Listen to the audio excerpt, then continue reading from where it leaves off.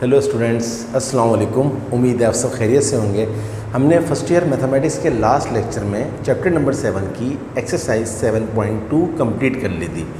उसमें total 19 questions थे और हमने सारे ही क्वेश्चंस किए हैं। इवन जिन क्वेश्चंस में कुछ पार्ट्स थे हमने वो सारे ही पार्ट्स किए हैं। तो आज हम शुरू करने के लिए जा रहे हैं एक्सरसाइज 7.3। ये आपके चैप्टर की लास्ट एक्सरसाइज है इस दफ़ा, क्योंकि रिड्यूस सिलेबस है तो सिर्फ एक्सरसाइज 7.1, 7.2 और 7.3 ही इंक्लूड हैं। तो जो हमारा 7.1 का कॉन्सेप्ट था वो था काउंटिंग प्रिंसिपल। 7.2 का जो कॉन्सेप्ट था वो था परम्यूटेशंस। आज हम शुरू करने के लिए जा रहे हैं एक्सरसाइज 7.3। इसका कॉन्सेप्ट क्या है? कॉम्बिनेशंस। सबसे पहले हम कॉम्बिनेशन की डेफिनेशन देखते हैं कि डेफिनेशन क्या है और फिर इसको मज़ीद समझने की कोशिश करते हैं।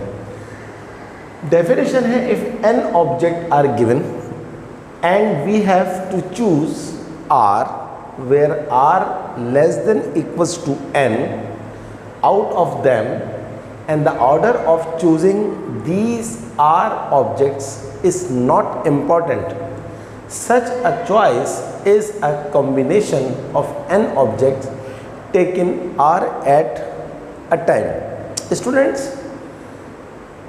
परम्यूटेशन में और कॉम्बिनेशन में जो बुनियादी फ़र्क है, जो मैं फर्स्ट डे से जब से मैंने ये चैप्टर शुरू किया बता रहा हूँ कि परम्यूटेशन में ऑर्डर इम्पॉर्टेंट होता है और कॉम्बिनेशन में ऑर्डर इम्पॉर्टेंट नहीं होता।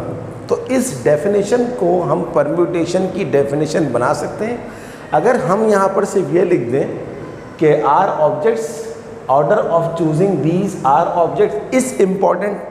अगर ऑर्डर इम्पॉर्टेंट है तो परम्यूटेशन है, और अगर ऑर्डर इम्पॉर्टेंट नहीं है तो कॉम्बिनेशन है।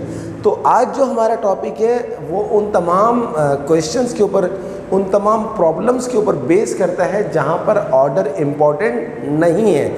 Order is not important. तो जहाँ ऑर्डर इम्पॉर्टेंट नहीं होता उसको कॉम्बिनेशन कहते हैं। अब इस डेफिनेशन को मज़ीद समझने के लिए हम कुछ एग्जाम्पल्स सेलेक्ट करते हैं। लेट अस सपोज हमारे पास 3 ऑब्जेक्ट्स हैं, ए, बी, सी। अगर हम इनके परम्यूटेशन करें, परम्यूटेशन का मतलब है अगर हम इनके ऑर्डर चेंज करें तो क्या क्या चॉइस बन सकती है। एक चॉइस तो ये बन सकती है कि ए, बी, सी हो। एक चॉइस ये बन सकती है कि ए, सी, बी हो जाए। एक चॉइस ये बन सकती है कि बी, ए, सी हो जाए। एक चॉइस ये बन सकती है कि बी, सी, ए हो जाए। एक चॉइस ये बन सकती है कि सी, ए, बी हो जाए। और एक चॉइस ये बन सकती है कि सी, बी, ए हो जाए। तो ये जो तीन ऑब्जेक्ट्स थे ए, बी, सी, हमने इसको डिफरेंट तरीके से अरेंज किया। तो अरेंज किया तो हमारे पास टोटल आ गई 6 परम्यूटेशन। कितनी आ गई? 6 परम्यूटेशन। ए, बी, सी, हमने इन 3 चीज़ों को डिफरेंट अंदाज से या डिफरेंट वे से हमने इसको अरेंज किया। मैक्सिमम अरेंजमेंट कि ए, बी, सी कितने तरीके से अरेंजमेंट हो सकती है। तो 1, 2, 3, 4, 5, 6, ये 6 परम्यूटेशन है। बट अगर ऑर्डर इम्पॉर्टेंट था तो 6 परम्यूटेशन है। लेकिन अगर मैं बात करूं कॉम्बिनेशन की तो सिर्फ और सिर्फ एक कॉम्बिनेशन कहलाएगा ये, क्योंकि कॉम्बिनेशन में ऑर्डर इम्पॉर्टेंट नहीं है। कॉम्बिनेशन कहता है कि आप ए, बी, सी लिखो या आप ए, सी, बी लिखो, या आप ये लिखो या ये लिखो या ये लिखो या ये लिखो। कॉम्बिनेशन कहता है मुझे कोई फ़र्क नहीं पड़ता लेटर्स के या किसी भी चीज़ को आगे पीछे लिखने से। तो टोटल हमारे पास आ रही हैं 6 परम्यूटेशन अगर ऑर्डर इम्पॉर्टेंट है। और अगर ऑर्डर इम्पॉर्टेंट नहीं है तो वो कहता है इसको तुम किसी भी अंदाज से लिखो, ये एक ही चीज़ मानी जाएगी। तो इस एग्जाम्पल से बुनियादी फ़र्क वाज़ेह होता है, मेन डिफरेंस वाज़ेह होता है कि परम्यूटेशन में और कम्बिनेशन में फ़र्क क्या है। यहाँ पर आ रहे हैं 6 परम्यूटेशन, लेकिन एक कॉम्बिनेशन माना जाएगा, क्योंकि ऑर्डर डजंट मैटर, बी पहले आए या बी बाद में आए, कॉम्बिनेशन पे कोई फ़र्क नहीं पड़ता। तो ये तो थी एक शॉर्ट डेफिनेशन। अब हम इसी को ही थोड़ा सा अरेंज करते हैं, कि सेटिंग क्या बन सकती है। फ़र्ज़ करें हमारे पास इसका अगर हम निकालें परम्यूटेशन का फॉर्मूला होता है हमारे पास NPR। लेट सपोज हमारे पास परम्यूटेशन का फॉर्मूला NPR, और वो क्या होता है, n factorial upon n minus r factorial. ये फॉर्मूला आपने एक्सरसाइज 7.2 में बहुत दफ़ा देखा है, तो ये फॉर्मूला बताने की ज़रूरत नहीं है। अच्छा, अब हम बात करते हैं इसकी। अगर फ़र्ज़ करें हम इसी की बात कर लें, ये 3 ऑब्जेक्ट्स हैं आपके पास।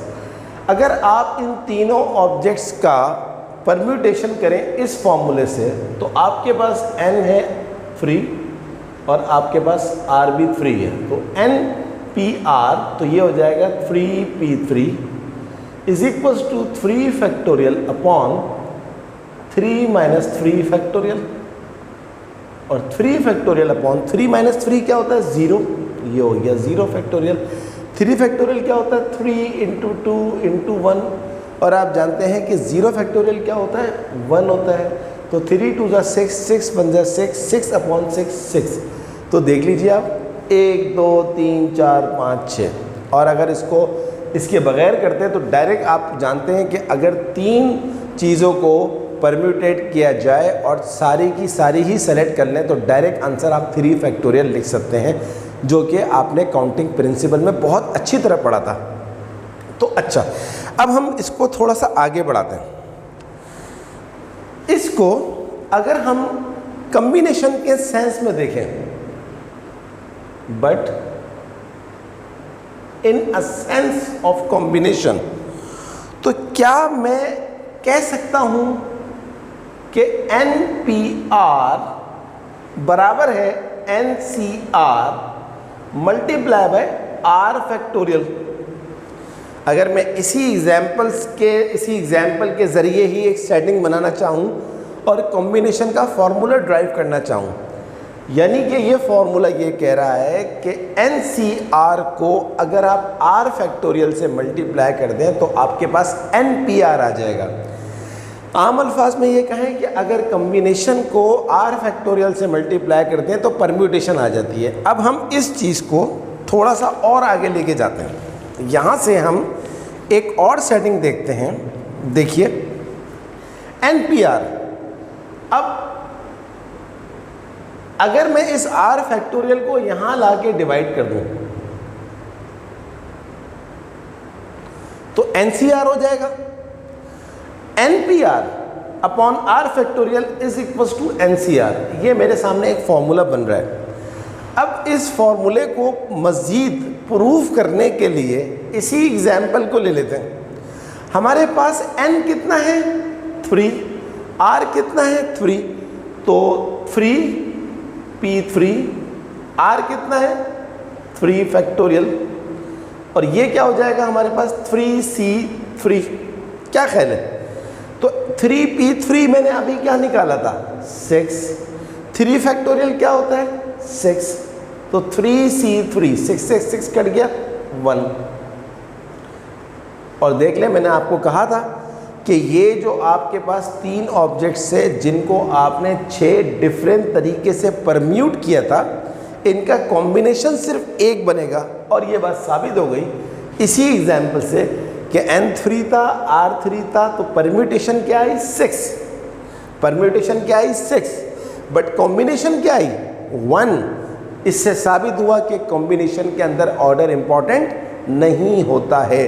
तो स्टूडेंट आपको क्या याद करना है, ये चीज़ NCR बराबर होता है NPR अपॉन R फैक्टोरियल। यानी कि आपको इस तरह याद रखना है कि अगर परम्यूटेशन को R फैक्टोरियल से डिवाइड कर दो तो हमारे को क्या मिल जाता है, कॉम्बिनेशन मिल जाता है। अच्छा, एक और काम करते हैं, एक और चीज़, एक और एग्जाम्पल से इस फॉर्मूले को साबित करते हैं ताकि मज़ीद कॉन्सेप्ट क्लियर हो जाए। इस डेफिनेशन को मैं अब मिटा रहा हूँ, मेरा काम हो गया है तकरीबन डेफिनेशन का, और हम इसको प्रूफ करते हैं मज़ीद। लेट्स सपोज फॉर एग्जाम्पल हमारे पास n है 5 और r है हमारे पास 3। तो सबसे पहले हम इसका निकालते हैं, हमसे सवाल किया गया है फाइंड 5c3, कहता है 5c3 निकालो। तो अब मेरे पास जो फॉर्मूला बन रहा है NCR का वो क्या बन रहा है, 5c3। इस फॉर्मूले में जहाँ जहाँ आपको n नज़र आ रहा है वहाँ 5 पुट कर दें, जहाँ जहाँ आपको r नज़र आ रहा है वहाँ पर 3 पुट कर दें। तो ये हो जाएगा 5p3 अपॉन 3 फैक्टोरियल। और आप जानते हैं कि 5p3 अगर आप निकालना चाहें, परम्यूटेशन का जो फॉर्मूला होता है वो क्या होता है, NPR बराबर है n factorial upon n minus r factorial. तो इसको अगर आप निकालेंगे तो ये हो जाएगा 5 फैक्टोरियल अपॉन 5 माइनस 3 फैक्टोरियल। और ये वाला 3 फैक्टोरियल पहले से लिखा हुआ है अकॉर्डिंग टू दिस सेटिंग। इस सेटिंग से 5 फैक्टोरियल आपके पास होता है 120 अपॉन 5 माइनस 3 2 फैक्टोरियल होता है 2 मल्टीप्लाई बाय 3 फैक्टोरियल होता है 6। तो 6 2 10, 6 2 12 सॉरी, तो 20 अपॉन 2 होता है 10। तो 5c3 मेरे पास क्या आ गया, 10। यानी कि अगर मुझे कॉम्बिनेशन निकालना है तो मैं परम्यूटेशन निकाल के उसको r फैक्टोरियल से डिवाइड कर दूं तो मेरे पास कॉम्बिनेशन आ जाता है।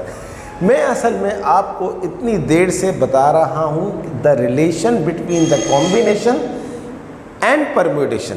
अमूमन टीचर्स क्या करते हैं कि डायरेक्ट कॉम्बिनेशन का फॉर्मूला बता के सवाल करवा देते हैं, सवाल हो भी जाते हैं, लेकिन स्टूडेंट को आखिर तक पता नहीं लगता है कि आखिर कॉम्बिनेशन में और परम्यूटेशन में भले उनको फ़र्क पता भी हो, डिफरेंस पता भी हो, बट रिलेशन नहीं पता होता।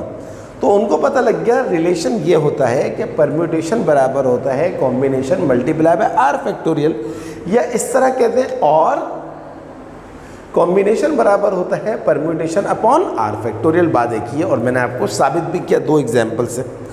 तो अब देखें आप यहाँ पर टोटल कितने बन रहे हैं, 10 कॉम्बिनेशंस। और अगर आप परम्यूटेशन देखते हैं तो परम्यूटेशन कितने बन रहे हैं, 5 फैक्टोरियल होता है 120 अपॉन 5 माइनस 3 होता है 2, तो 260 परम्यूटेशन बन रहे हैं। तो परम्यूटेशन बहुत ज़्यादा बनते हैं, कॉम्बिनेशन बहुत कम बनते हैं। आपने पीछे वाली एग्जाम्पल देखा ABC वाले में 6 परम्यूटेशन बन रहे थे बट 1 कॉम्बिनेशन बन रहा है। यहाँ पर 60 परम्यूटेशन बन रहे हैं बट 10 कॉम्बिनेशन बन रहे हैं। तो इस चीज़ को आप ज़रा अपने जहन में रखिएगा। तो यहाँ से अब हमारे पास फाइनली जो फॉर्मूला बन गया है कॉम्बिनेशन का, वो हम फॉर्मूला लिख लेते हैं। फाइनली जो हमारे पास फॉर्मूला बन रहा है कॉम्बिनेशन का, NCR is equals to NPR। आप जानते हैं NPR क्या होता है, n factorial upon n minus r factorial. ये तो पूरा का पूरा परम्यूटेशन आ गया, मल्टीप्लाई बाय r फैक्टोरियल। तो आई होप यू अंडरस्टैंड कि कॉम्बिनेशन का फॉर्मूला कैसे बना है, कहाँ से आया। तो मैंने आपको जिस तरह परम्यूटेशन का फॉर्मूला ड्राइव करवाया था, इसी तरह मैंने आपको कॉम्बिनेशन का फॉर्मूला भी ड्राइव करवा दिया। आज के बाद आप में से कोई बच्चा और कोई बच्ची ये नहीं कह सकेगा कि उसको ये पता ही नहीं है कि कॉम्बिनेशन में और परम्यूटेशन में आपस में रिलेशन क्या होता है। स्टूडेंट्स को पता होता है, हाँ जी परम्यूटेशन का फॉर्मूला होता है n factorial upon n minus r factorial, combination का फॉर्मूला होता है n factorial upon n minus r factorial into r factorial. But ये नहीं पता होता कि परम्यूटेशन और कॉम्बिनेशन में डायरेक्ट एक रिलेशन है कि परम्यूटेशन बराबर होता है combination multiply by r factorial, और कॉम्बिनेशन मल्टीप्लाई बाय कॉम्बिनेशन होता है परम्यूटेशन अपॉन आर फैक्टोरियल। तो ये आपके पास फाइनल फॉर्मूला आ गया। इस फॉर्मूले को लिखने का एक तरीका और भी है, आप बच्चों को याद रखना है, एन आर ब्रैकेट ये हो, इसका मतलब भी कॉम्बिनेशन होता है, यही फॉर्मूला सही है। और अगर ये लिखा हुआ है तो इसका मतलब है, यानी कि एनसीआर का एक फॉर्मूला ये है और एक फॉर्मूला ये है, ये आपको याद रखना है। चलिए आगे चलते हैं। अब एक बहुत ही इम्पॉर्टेंट चीज़, वेरी वेरी इम्पॉर्टेंट, वो है हमारे पास जनाब प्रॉपर्टीज ऑफ कॉम्बिनेशंस।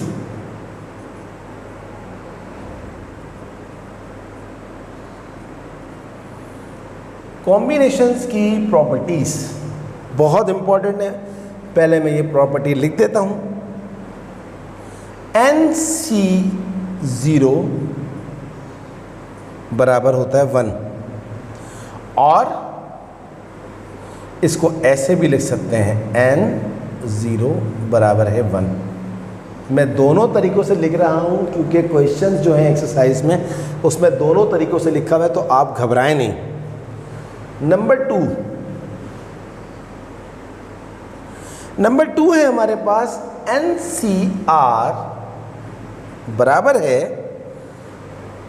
NCN-R, और इसको लिखने का एक तरीका क्या है, NR बराबर है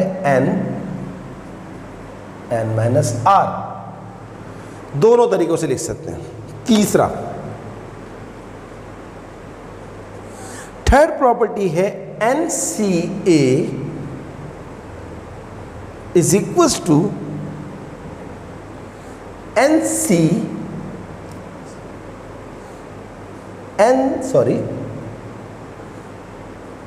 NCB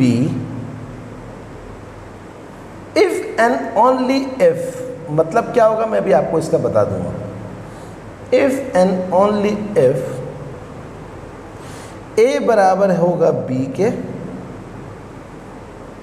और N बराबर होगा A प्लस B के। ये मैं भी आपको सब समझाता हूँ, आपको बिल्कुल भी परेशान होने की ज़रूरत नहीं है।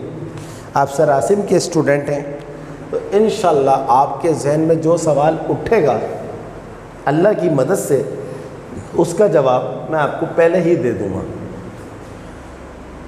इसको लिखने का एक तरीका और भी है, NA बराबर है NB, यानी कि आप NCA लिखें या NA लिखें, बात एक ही है। NCB लिखें या NB लिखें, बात एक ही है। चलिए आगे चलते हैं। चौथी प्रॉपर्टी, ये प्रॉपर्टीज बहुत काम की हैं। फोर्थ प्रॉपर्टी है NCR प्लस NCR माइनस 1 बराबर है N प्लस 1 CR। और इसको लिखने की भी सेटिंग आपको पता होनी चाहिए। अब NR प्लस NR माइनस 1 बराबर होता है N प्लस 1 R। ये चार प्रॉपर्टीज अगर आपको आती हैं तो आपकी एक्सरसाइज बहुत आसान हो जाती है। ये चार प्रॉपर्टीज हो और कॉम्बिनेशन का कॉन्सेप्ट हो तो बात बहुत ही आसान हो जाती है, बहुत इजी हो जाती है। बस आपको ये ख्याल रखना है कि मैंने आपको ये बता दिया है कि लिखने का स्टाइल ये और ये 100% सेम है। सबसे पहले हम बात करते हैं प्रॉपर्टी नंबर 1 की। प्रॉपर्टी नंबर 1 क्या है, NCO बराबर है 1। इसका प्रूफ क्या है, इसका मतलब क्या है कि आपने n ऑब्जेक्ट में से अगर कोई भी आइटम सेलेक्ट नहीं किया, यानी कि n बराबर है n जो है वो आपके पास है n और r बराबर है 0, यानी कि आपने n ऑब्जेक्ट में से कोई भी ऑब्जेक्ट सेलेक्ट नहीं किया, तो अब ये तो बिल्कुल ही नामुमकिन सी बात है कि आप सेलेक्ट ही नहीं कर रहे। जैसे अभी आपने पीछे ए बी सी के कॉम्बिनेशन बनाए थे ना, कितने बने थे? खाली एक कॉम्बिनेशन बना था, आपने इसको सेलेक्ट कर लिया था। बट ये फर्स्ट प्रॉपर्टी आपको सिर्फ याद रखनी है कि अगर r की वैल्यू 0 हो तो आंसर हमेशा क्या होता है? 1 होता है। इसका कोई पूरा का पूरा प्रूफ नहीं है कि आप इस बात को सोचें कि पूरा का पूरा प्रूफ है। फॉर एग्जाम्पल, अगर आपके पास 3 ऑब्जेक्ट्स हैं और आपने 3 ऑब्जेक्ट्स में से कोई भी ऑब्जेक्ट सेलेक्ट नहीं किया, आपने सिलेक्शन ही नहीं की, r की वैल्यू 0 है तो आंसर हमेशा क्या आएगा? 1 आएगा। काइंडली इस प्रूफ को आप बस याद रखिएगा। इसका कोई ऐसा प्रूफ नहीं है कि मैं आपको दे सकूं। बस इतना याद रखना है कि आपने कि NCO बराबर होता है 1, O का मतलब 0 है, यहाँ पर 0 डिजिट वाला 0 है, ये ABCD वाला O नहीं है, सही है, ये डिजिट वाला 0 है। NC0 हमेशा क्या होता है? 1 होता है। यानी कि आपने अगर n ऑब्जेक्ट में से कोई भी ऑब्जेक्ट सेलेक्ट नहीं किया तो उसका जो कॉम्बिनेशन होगा वो हमेशा क्या होगा? 1 होगा। चलिए अब बात करते हैं सेकंड प्रूफ की। सेकंड प्रूफ क्या है हमारे पास? NCR बराबर होता है NCn-R।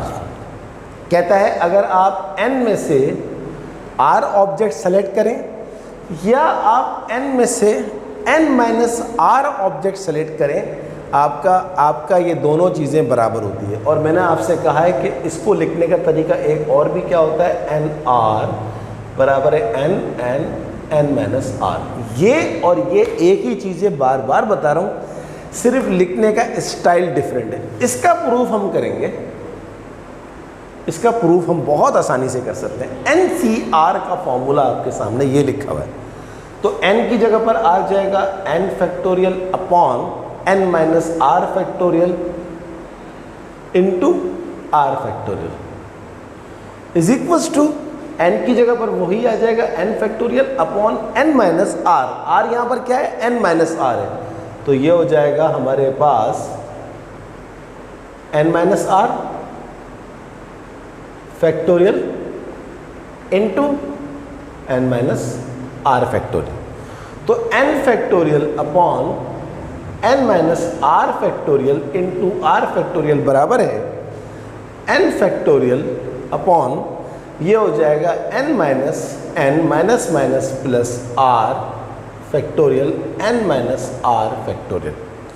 तो n factorial upon n-R factorial into r factorial बराबर है n फैक्टोरियल अपॉन, देखिए गौर से n से n कट गया, तो ये वाला जो n-R फैक्टोरियल है इसको मैं लिख देता हूँ पहले। यहाँ खाली क्या बचा? r factorial. और आप देख लें लेफ्ट हैंड साइड और राइट हैंड साइड 100% बराबर है। Left hand side and right hand side is equal, hence proved.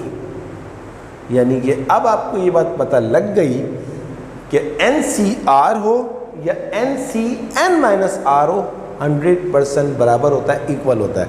अब आप उन स्टूडेंट से ज़्यादा ऊपर आ गए हैं, आपका लेवल एक्सक्यूज़ मी, आपका लेवल उन स्टूडेंट से ज़्यादा हो गया जिनको सिर्फ ये पता है, बट आपको ये पता है कि ये इक्वल होता है और क्यों होता है आपको ये भी पता लग गया। ये है फ़र्क आप में और उनमें। तो चलिए जनाब, सेकंड प्रॉपर्टी भी प्रूफ हो गई। पहली प्रॉपर्टी क्या होती है? NC0 हमेशा 1 के बराबर होता है। दूसरी प्रॉपर्टी क्या होती है? NCR और NCn-R हमेशा बराबर होता है, इक्वल होता है। चलिए अब हम करते हैं प्रॉपर्टी नंबर 3 का प्रूफ। प्रॉपर्टी नंबर 3 क्या है?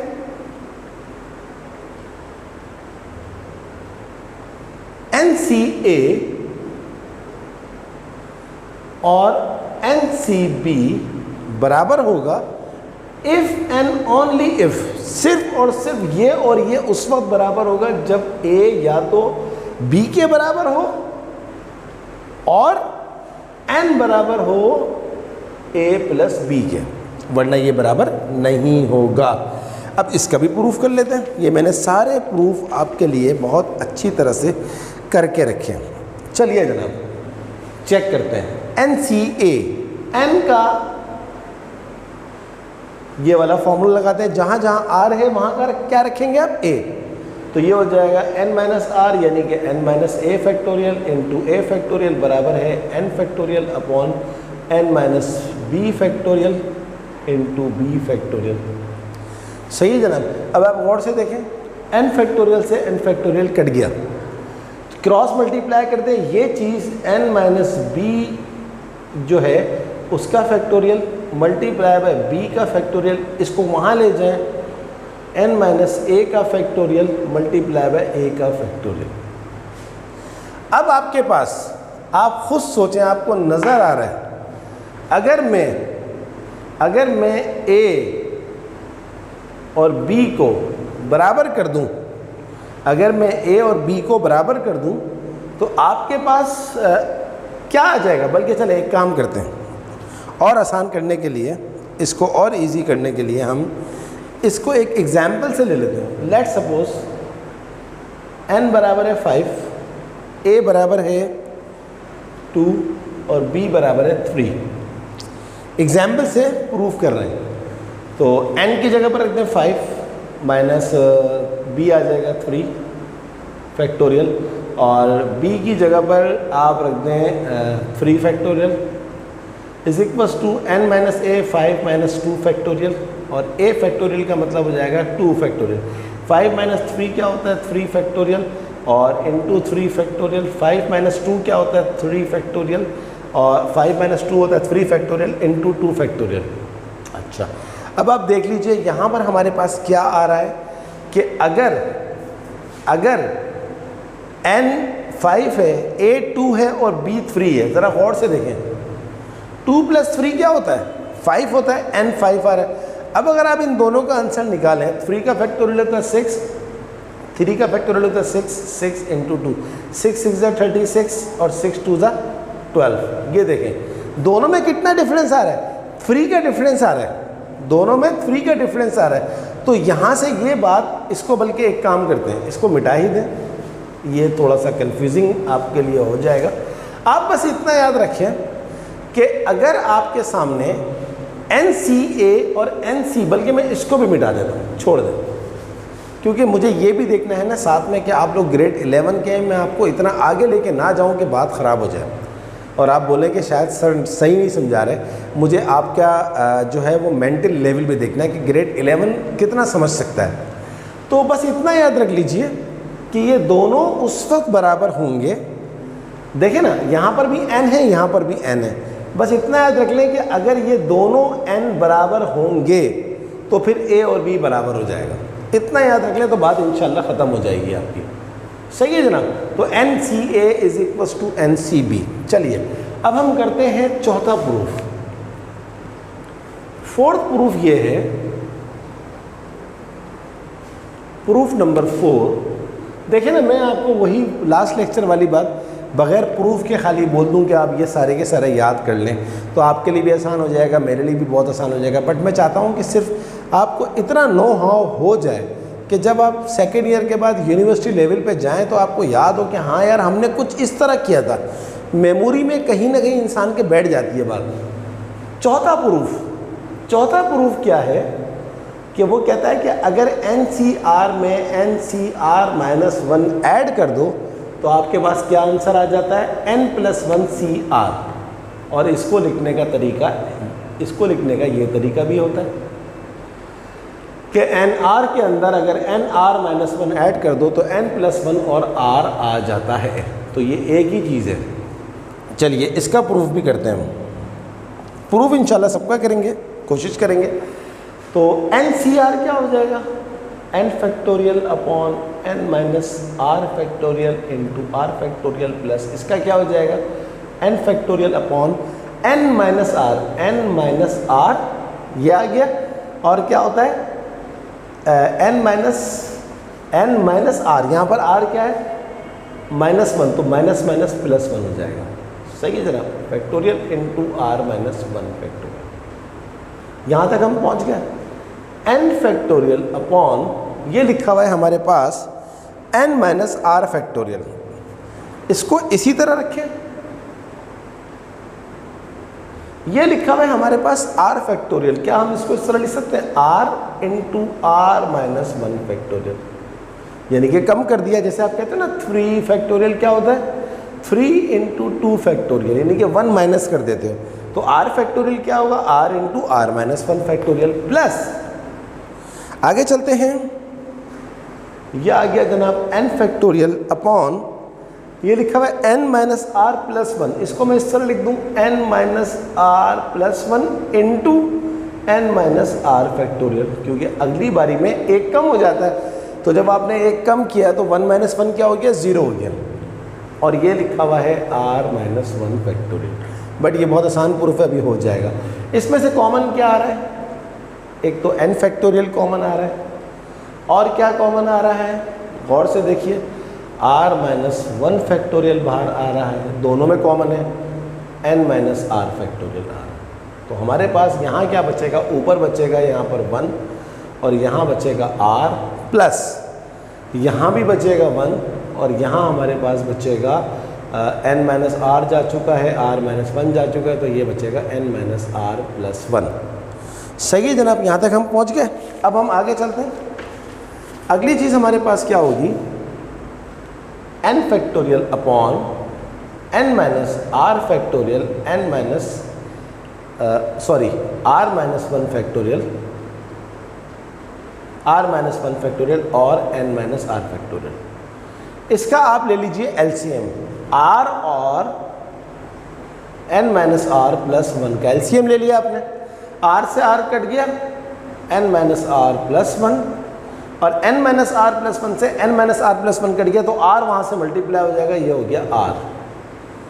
तो अब गौर से देखें, ये वाला r ये वाले r से कट रहा है, तो हमारे पास क्या हो गया n factorial upon r minus 1 factorial n minus r factorial, और बाकी यहाँ पर ऊपर क्या बचा n plus 1 upon r into n minus r plus 1।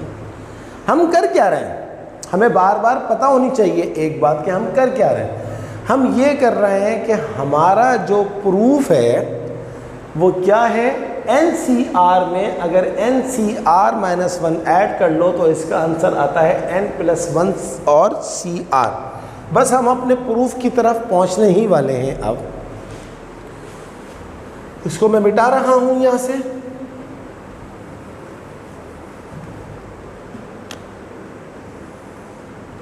चलिए थोड़ा सा इसको और आगे बढ़ाते हैं। अब इसको ऊपर वाले से मल्टीप्लाई हो रहा है, तो हम इसको मल्टीप्लाई कर देते हैं n प्लस 1 इंटू क्या लिखा हुआ है n फैक्टोरियल अपॉन नीचे क्या है जनाब n माइनस आर प्लस 1, इसको हम लिख देते हैं n माइनस आर फैक्टोरियल के साथ, और r को लिख देते हैं हम r माइनस 1 फैक्टोरियल के साथ। मैंने कुछ भी नहीं किया, सिर्फ और सिर्फ इसको इसके साथ लिखा है, और इन दो को ये दोनों इससे मल्टीप्लाई हो रहे थे, r को r माइनस 1 फैक्टोरियल के साथ लिख दिया और n माइनस आर प्लस 1 को n माइनस आर फैक्टोरियल के साथ लिख दिया। अच्छा, अब देखें, अगर मैं आपसे एक बात पूछूं कि भाई n प्लस 1 फैक्टोरियल क्या होता है, आप बोलेंगे सर बहुत आसान है, n plus 1 into n factorial, क्योंकि अगली बारी में 1 कम हो जाता है। जिस तरह आप बोलते हैं ना 3 फैक्टोरियल क्या होता है, 3 इंटू 3 माइनस 1 फैक्टोरियल, तो इसी तरह n प्लस 1 क्या होगा, n प्लस 1 फैक्टोरियल क्या होगा, n plus 1 into n plus 1 minus 1 factorial, तो वही चीज़ आ गई, प्लस 1 माइनस 1 कट जाएगा। तो इसका मतलब ये हुआ कि हम इसकी जगह पर लिख सकते हैं n प्लस 1 फैक्टोरियल। इसी तरह अगर आप यहाँ से देखें, ये लिखा हुआ है n माइनस आर प्लस 1, तो अगर आप इसको इस तरह लिख दें, बल्कि n प्लस, इसको इस तरह लिख दें n प्लस 1 माइनस आर, इस तरह लिख दें। इसी तरह और ये लिखा हुआ है n माइनस आर फैक्टोरियल। मैंने कुछ भी नहीं किया, सिर्फ इस 1 को इसके साथ लिख दिया और ये माइनस आर यहाँ लिख दिया। अच्छा, ये लिखा हुआ है r into r minus 1 factorial, तो इसको हम लिख सकते हैं r फैक्टोरियल। क्यों? क्योंकि अगर आप बोलेंगे r फैक्टोरियल क्या होता है, r into r minus 1 factorial, एक कम कर देते हैं, यहाँ तक हम पहुँच गए। और आगे चलते हैं। अब n+1 फैक्टोरियल अपॉन, इसको गौर से देखें, ये लिखा हुआ है n+1 माइनस आर और n माइनस आर। तो अगर आप n माइनस आर को और इसको मल्टीप्लाई कर दें तो मैं भी आपको समझाता हूँ, इसको लिख सकते हैं आप n minus r plus 1 factorial. क्यों कर रहा हूँ इस तरह, मैं अभी आपको समझाता हूँ। अभी आपको समझाता हूँ कि मैंने ये क्या किया। देखिए यहाँ देखिए इस साइड के ऊपर, फर्ज करें आपके पास लिखा हुआ है n minus r plus 1 factorial. तो इसको आप क्या लिख सकते हैं, आप बोलेंगे n minus r plus 1 into n minus r plus 1 minus 1 factorial. तो ये हो जाएगा n माइनस आर प्लस 1 और 1 से 1 कट गया, ये हो गया n माइनस आर फैक्टोरियल। तो n minus r plus 1 into n minus r क्या होता है, n माइनस आर प्लस 1 का फैक्टोरियल। तो आपको पता लग गया होगा कि मैंने इन दोनों को मिला के इसमें कैसे लिखा। अब आप इधर आ जाओ, यहाँ लिखा हुआ है n फैक्टोरियल और यहाँ लिखा हुआ है n+1 फैक्टोरियल। यहाँ लिखा हुआ है n माइनस आर, यहाँ लिखा हुआ है n माइनस आर प्लस 1। तो आप कह सकते हैं कि ये लिखा हुआ है n+1 c, गौर से देखिए क्या बनेगा r। तो ये चीज़ आपके पास हो गई प्रूफ। आप चेक कर लीजिए इसको। अगर आप n इस फॉर्मूले से अगर आप n+1 CR खोलेंगे तो क्या हो जाएगा, n की जगह पर क्या आ जाएगा, n+1 फैक्टोरियल, देखते जाएं, upon n+1 minus r, n+1 minus r factorial, सही है जनाब, इंटू आर फैक्टोरियल। तो n+1 माइनस आर बोले या n माइनस आर प्लस 1 बोले, बात एक ही है। तो स्टूडेंट, आप में से बहुत सारे बच्चों के जहन में ये बात आ रही होगी कि यार ये हमने क्यों किया है, इसका तो कोई एग्ज़ाम से ताल्लुक़ नहीं है, ये प्रूफ सर ने बिला वजह टाइम ज़ाया किया है। ऐसा समझने का आपका हक बनता है, बट जो मैं समझता हूँ वो शायद आप नहीं समझते। आगे आने वाली लाइफ में आपको बहुत प्रॉब्लम्स होंगी। देखें, स्टूडेंट और टीचर्स जो कहते हैं ना कि उस्ताद जो होता है वो अपने शागिर्द का, स्टूडेंट का रूहानी बाप होता है। तो एक बाप कभी ये नहीं चाहेगा कि उसके बच्चे, उसकी औलाद वो प्रॉब्लम फेस करें जो उसने अपनी ज़िंदगी में फ़ेस किए थे। तो जब मैं स्टूडेंट था तो मुझे मेरे उस्तादों ने इस तरह नहीं पढ़ाया, तो क्या अब मैं भी उसी लाइन पे चलूं कि मैं भी आपको उसी तरह पढ़ाऊं जिस तरह मेरे उस्तादों ने जान छुड़ाई? नहीं, मैं चाहता हूं कि आपका भला हो, आगे आने वाली लाइफ में आपको प्रॉब्लम्स ना हो। हालांकि ये जो मैंने आपको अभी प्रूफ करवाए, इन प्रूफ्स का कोई ताल्लुक़ नहीं है एक्सरसाइज से, बट मैं बार बार यही बोलूँगा कि आप अब उन बच्चों से बहुत बेहतर हो गए जिनको ये पता ही नहीं कि ये फॉर्मूले कहाँ से आए। चलिए, ये फॉर्मूले सारे के सारे एक दफ़ा और लिखते हैं और फिर हम एक्सरसाइज स्टार्ट करते हैं। यही चारों प्रॉपर्टीज़ जो मैंने लिखी थी, इनको मैं एक दफ़ा और लिखवा रहा हूँ। Properties of combinations. क्या थी प्रॉपर्टी नंबर 1? NC0 बराबर है 1, और मैंने आपसे कहा इसको इस तरह भी लिखते हैं N0 1। प्रॉपर्टी नंबर 2, NCR बराबर होता है NCN-R। साबित भी कर चुका हूँ।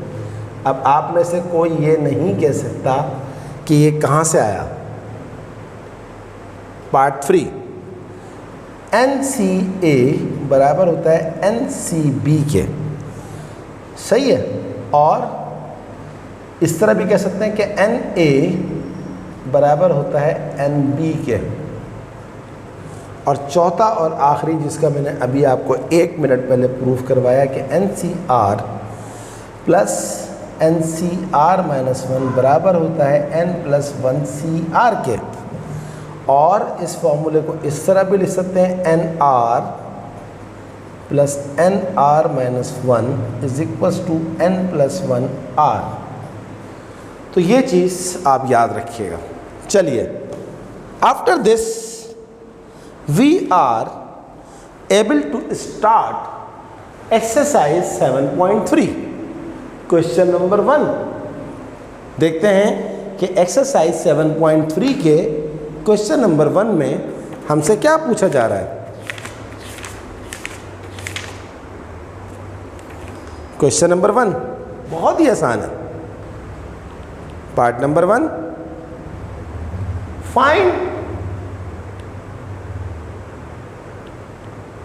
The value of 24 C4, part 2 1914, part 3 10C0, part 4 52.3। आप इन सवालों को देख के ही समझ गए होंगे कि यार ये तो बहुत ही आसान है। यस, बहुत आसान है। 24C4 फॉर्मूला आपके सामने लिखा हुआ है। 24C4 क्या होगा? 24 factorial upon 24 minus 4 factorial into 4 factorial. क्या ख्याल है जनाब? आई hope you understand. 24 factorial upon 24 minus 4 क्या होता है? 20 फैक्टोरियल इंटू 4 फैक्टोरियल। और 24 को हम लिख सकते हैं 24 factorial 24 into 23 into 22 into 21 into 20 factorial upon ये लिखा हुआ है 20 फैक्टोरियल, इसको ऐसे लिखें इंटू 4 फैक्टोरियल। अब आप गौर से देखें, ये 20 फैक्टोरियल से कट गया, और अगर ये 4 फैक्टोरियल को आप निकालेंगे तो ये हो जाएगा 4 इंटू 3 इंटू 2 इंटू 1 सॉरी। 4 3 ज़ा 24, 2 ज़ा 20, 4 3 ज़ा 12, 12 2 ज़ा 24, 24 1 ज़ा 24। ये 24 से कट गया। तो अब आप क्या कर सकते हैं, 23 मल्टीप्लाई बाय 22 मल्टीप्लाई बाय 21, 10626। ये वर्किंग आपको शो करके दिखानी है। बट आपके साइंटिफिक कैलकुलेटर में एक बटन होता है NCR का, जो शिफ्ट के ज़रिए प्रेस होता है। आप चाहें तो अपना आंसर डायरेक्ट भी निकाल सकते हैं। 24 C4 10626। समझ में आई बात? तो कैलकुलेटर के ज़रिए भी निकाल सकते हैं, लेकिन वर्किंग एग्ज़ाम के अंदर बहुत इम्पॉर्टेंट होती है, इसीलिए आपको वर्किंग करके मैं दिखा रहा हूँ। तो देखा आपने, प्रूफ करवाना थोड़ा सा लंबा काम था, ये कितना आसान है। 1914 मैंने आपको अभी थोड़ी देर पहले ही बताया कि लिखने का स्टाइल 1914 बोलूँ या मैं इसको चेंज कर दूँ 19C14, बात एक ही है। तो 19C14 अब आप समझ गए होंगे इसको किस तरह निकालेंगे। 19 factorial upon 19 minus 14 factorial multiply bye 14 factorial. सही है जनाब? तो मैं इसका डायरेक्ट अब आंसर निकाल रहा हूँ, आप खुद कर सकते हैं, तो इसलिए कोई तशवीश नहीं है मुझे। 19C14 11628 लॉजिक वही होगी करने की जो मैंने भी आपको सिखाई है। 11628। पार्ट नंबर 3 क्या है? 10CO। आप जानते हैं आपके सामने ये प्रॉपर्टी नंबर 1 लिखी हुई है कि अगर 0 लिखा हुआ हो, NC0 10C0, तो आंसर डायरेक्ट 1 होता। सही है जनाब? तो ये तो प्रॉपर्टी आपको ऑलरेडी पता है, लेकिन अगर आप इसको करना भी चाहें तो तब भी हो सकता है। 10 factorial upon 10 minus 0 factorial multiply bye 0 factorial. 10 factorial upon 10 minus 0 क्या होता है? 10, तो ये हो गया 10 फैक्टोरियल। 0 फैक्टोरियल आपको पता है 1 होता है। 10 फैक्टोरियल से 10 फैक्टोरियल कट गया, आपका आंसर 1 आ गया। तो ये आपको फ़ायदा हुआ प्रॉपर्टी करने का। मैं हमेशा यही कहता हूँ कि इस तरह से काम करो कि बात बन जाए। चलो अब करो इसका लास्ट पार्ट।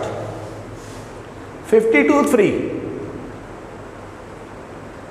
52 का मतलब क्या होगा, वही 52C3।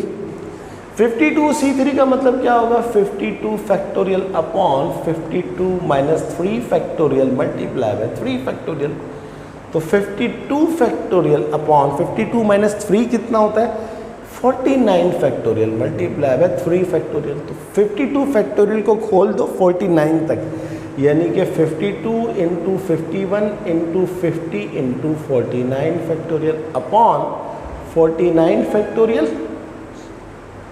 मल्टीप्लाई बाय 3 फैक्टोरियल क्या होता है, 6। तो सॉरी 49 फैक्टोरियल, 49 फैक्टोरियल से 49 फैक्टोरियल कट गया, तो आपके पास क्या बचा 52। इसको कैलकुलेटर से कर लें, 52 multiply by 51 multiply by 50 divide by 6, 22100, 22100 is your answer. और अगर आप चाहें तो कैलकुलेटर में डायरेक्ट 52C3 लिखिए तब भी यही आंसर आएगा, लेकिन working is required in exam. तो स्टूडेंट ये था हमारा आज का लेक्चर जिसमें हमने इंट्रोडक्शन किया। उसमें हमने काफ़ी टाइम लगाया क्योंकि इंट्रोडक्शन बहुत इम्पॉर्टेंट होता है।